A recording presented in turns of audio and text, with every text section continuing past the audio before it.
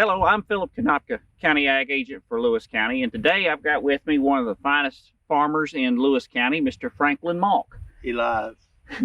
Hey, Frank, tell me about your cattle operation. How long you been in the cattle operation? How many cows are you running now? I've been in beef cattle since 2007. I've got 57 cows, 2 bulls, and calves. Well, we're kind of standing in a very unique spot of your farm. We've got a water tank and a fence around it. What's the whole purpose of this particular spot on your operation? I put in a rotational grazing. I've got 20 acres in 3 different fields here, and this 50-foot circle around this is how I change from one field to another by opening one gate to another gate. Whichever field they're in, that gate's open. They come to the water tank. When I want to move them, I come down here, open another gate. It's been one of the simplest things I've ever done. These cross fences are high tensile wire. They're run off of one solar charger, and it has worked real well. I can leave approximately 7 to 10 days, depends on the grass grows in each pasture, so it's been pretty good for me. So what year did you put this particular part in? This part has been in here, this is the 3rd year. I had the tank in 7 or 8, 10 years ago for central water for every place, more in the field. And then when I went to some of the ag meetings, they were talking about the rotational grazing. I come home and I sat down and I figured this out. Central, circle, 3 pastures, and it has worked real good. Well, that's good. Now, how many pastures total is in your rotational grazing system? I know you said there's 3 that attaches to this. There's 3 to this. 1 down here across the creek is 4, and then I have a winter pasture that I let grow up, which would be 5. So what do you do pasture management wise, as far as how do you keep your pastures in the great shape that they're in? I fertilize in the spring. I clip them off. This year I clipped the 15th of July, I think it was the 15th, and I clipped them all off. And the rotating of the cattle has been better than ever before. Ever before they would eat in that spot, forget this spot. Since I went to rotating, they keep it much better. I mean, they clean up everything, or they eat everything that's edible. But before, they would just eat in spots. I will move these cattle to the winter pasture probably around November. I probably wouldn't have to feed a bite of hay till December. That's the way it's been. But yeah, as far as feeding hay, yeah, it's cut down my hay consumption that I would have normally fed before. So how many days of hay would you say you're feeding a winter? I would start in December, January, February, March, and part of April. So that's 5 months. 5 months I'm feeding hay. Mid-April, 1st of May, I'll turn out on grass. If, the weather's right, I can get it fertilized and this year I turned out the 20th of April because I'd fertilized the 1st of April and the grass was getting with it. So this year, my intentions is to let them graze maybe 5-7 days, move them so that one pasture won't get so big all at once. But right now, this time of the year, about every 7 days, I'll rotate. In the summertime, the way it's been this year, it's been as high as 12 before I rotate. That sounds like a long time, but there's plenty of grass, and that gives everything a 2-week, 3-week interval when I come back around. And so when you rotate every 7 or 12 days, depending on the time of year, are you grazing the grass into the ground, or are you leaving some grass cover on there before you move them? Well, pasture 1 here, they were on it before I went to that hay field, and as you can see, it's still pretty good grass. Pasture 2 here hasn't been on for 14 days. Pasture 3, where we just turned them into, there hasn't been nothing on that for 3 weeks, and it's pretty good grass. You're trying to leave 4 or 6 inches of grass cover on there for the benefit of faster regrowth, Yeah. and then water quality and soil erosion issues. Yeah, that's my intention. Well, we're in the middle of October right now, Frank, and this year we've been blessed with 80 degrees, but now this week's starting to turn a little colder. We're chance of frost. We're getting down into the 30s at night. Do you do anything particular with this waterer during the winter months? This water comes out of a pond. The pond is spring fed. I let it run continuously. All right. But when I move to the other pasture, there will be nothing in this. So that continuous water flow stops it from freezing. It's always a moving. I haven't had no trouble with this water. The cattle are not in the pond. It's just, and they haven't said they didn't like it yet anyhow.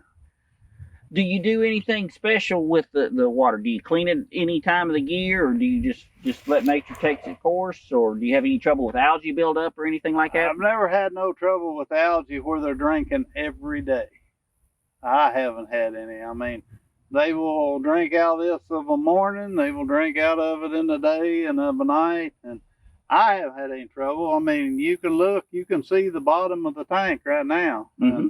And I haven't had any trouble. I don't, maybe it's because it's spring fed. I don't know. But the water is always pretty cool. And you can drain it if there is problems or something that you have to go back in and fix. Yeah, I can drain it. Okay. Well, now, Frank, when you said you were first skeptical about putting this system in, which I applaud you for taking what was already existing on the farm and making it more efficient. Okay. If you were talking to a farmer that is thinking about this, was there any problems that you had to overcome from installation of this as far as getting the cattle to respond to you and what you wanted them to do? No. I mean, like at the first of the video there where you seen, when they see my side-by-side and I holler my cow holler, they come running. They know I reckon you'd say, they know what's going to happen. And they know, because they came through that gate. When I opened this gate, they come right on past me. If I'd have went to the other gate over here, they'd have went that way. They know when I go to move them again, all I got to do is come back down here, holler, open another gate, and they're going past me. So as far as training the cows to do this, I thought it would be a problem. Everybody said you'll never get them trained to do it. But it was the simplest thing I ever done.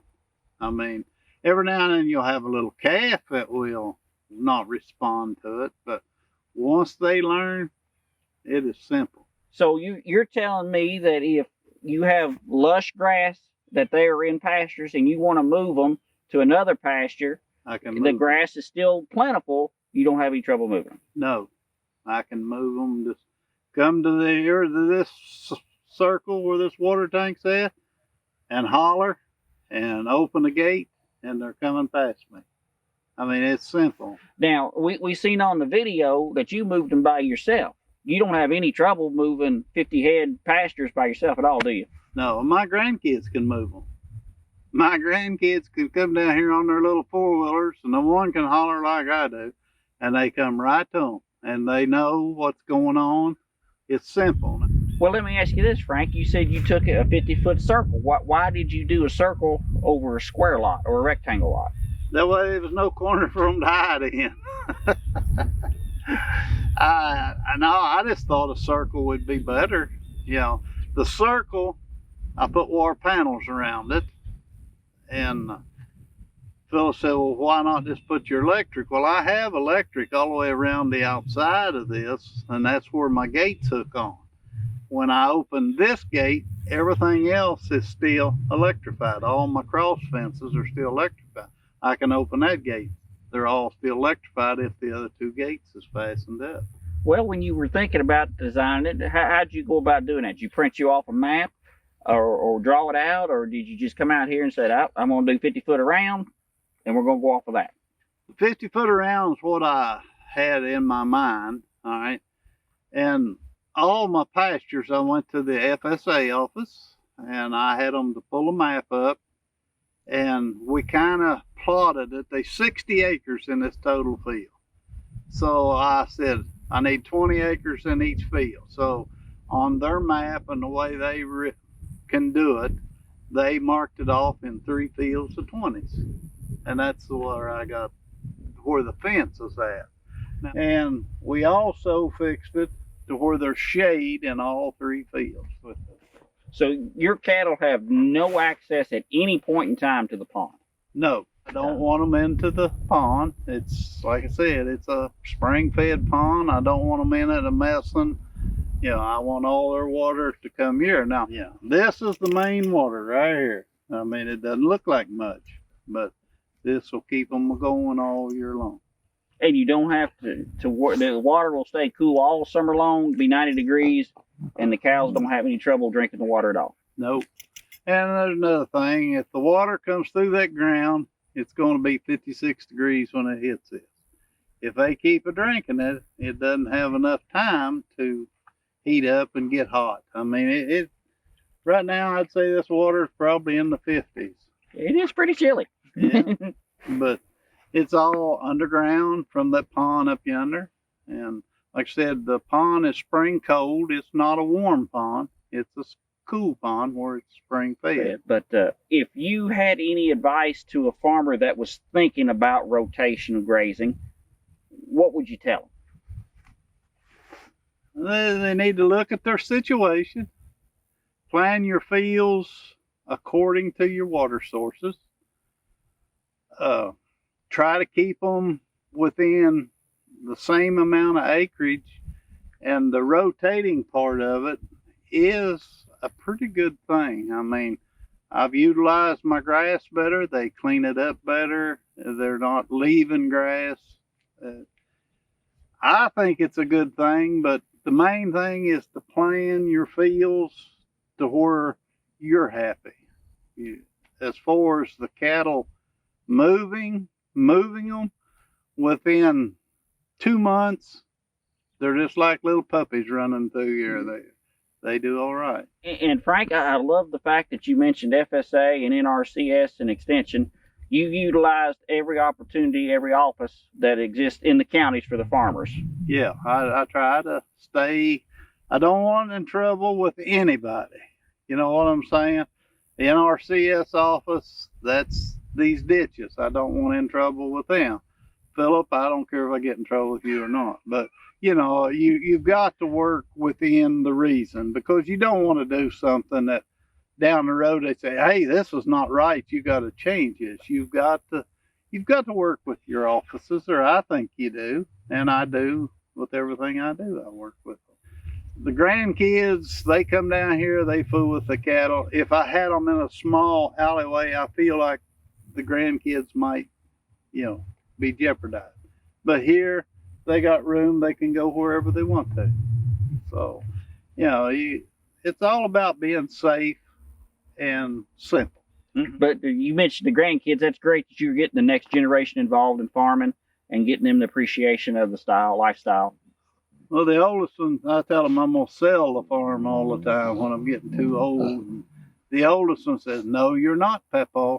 Said, I'm going to take it over. Said, you've got everything set up here where I can do it. You know. I think that's one of the greatest compliments you could get. Yeah. They come down here and they check on my cattle and they tell me, say, Papa, it's time to move them. You know, they know, they've been with me enough now when I'm doing this stuff that they know what's going on. Well, that's good. And like you said, I'm trying to learn the next generation something to do. Even though they are girls, but girls raise cattle too. They do. They're hard workers. I've seen that firsthand. Well, Frank, thanks again for your time. If you've got any questions about rotational grazing or water systems, feel free to reach out to your local county extension office, or you can call me at the Lewis County office. I'll be glad to talk to you. Frank, thanks again, and we'll catch up with the next farm. All right. Thank you, Philip.